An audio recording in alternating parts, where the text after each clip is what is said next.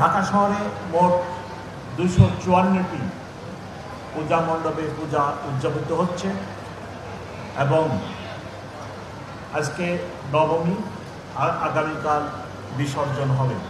এখন পর্যন্ত কোনো জায়গায় কোনো অপ্রীতিকর ঘটনা ঘটেনি।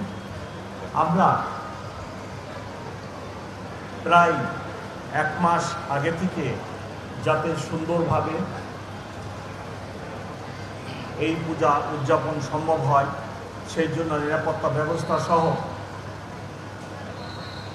হিন্দু সম্প্রদায়ের বিভিন্ন নেতৃবৃন্দের সাথে স্বরাষ্ট্র মন্ত্রণালয়ে আমাদের উপদেষ্টা মহোদয়, পুলিশ হেডকোয়ার্টারে এবং ঢাকা মেট্রোপলিটন পুলিশ হেডকোয়ার্টারে ওনাদের সাথে মিলিত হই এবং কি ব্যবস্থা নিয়ে আপনারা উৎসবমুখর পরিবেশে এই পূজা উদযাপন করতে পারবেন সেই সকল ব্যবস্থা নেওয়ার চেষ্টা করি। এখন পর্যন্ত আমি অত্যন্ত খুশি যে কোনোরকম দুর্ঘটনা ছাড়াই এই উদযাপন চলতেছে। ভক্তবিন্দুর সমাগম দেখে আমি অত্যন্ত খুশি। অনেক ভক্তবিন্দু উপস্থিত হয়েছেন এবং তারা অত্যন্ত খুশি এবং আগামী দিনও তারা একই পরিবেশে বিসর্জনের ক্ষেত্রে আসবেন এবং বিসর্জন দিবেন উৎসবমুখর পরিবেশে। আমি সেই ব্যবস্থা গ্রহণ করেছি। যারা এই উদযাপন কমিটিতে কাজ করেছেন, অনেক কষ্ট করেছেন, তাদের প্রতি আমার কৃতজ্ঞতা।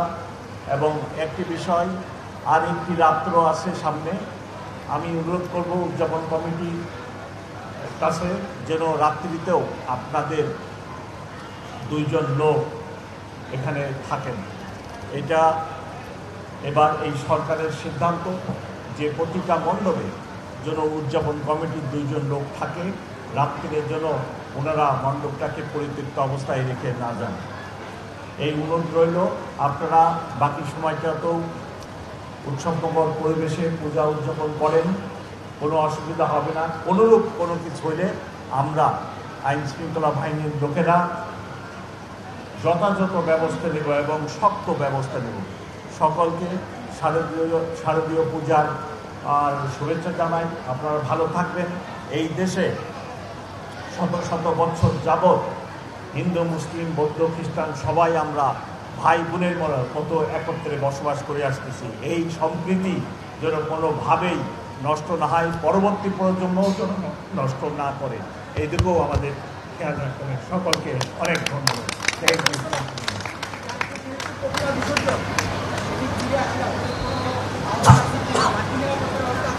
হ্যাঁ, বাড়িতে নিরাপত্তা ব্যবস্থা আছে। যেখানে হবে সেখানে আমাদের অধিক নিরাপত্তা ব্যবস্থা আছে, অধিক সংখ্যক পুলিশ ফোর্স এবং গোয়েন্দা সংস্থার লোকেরা নিয়োজিত থাকবে। এখন পর্যন্ত কোনো নিরাপত্তা বিঘ্নিত হওয়ার কোনো আশঙ্কা নেই। যারা সাঁতার জানে না তারা যেন আর একটা বিষয় আছে, সেটা হলো যে যারা সাঁতার জানে না, আমার মনে হয় তাদের এই নৌকায় না ওঠা ভালো, কারণ যে কোনো দুর্ঘটনা হতে পারে।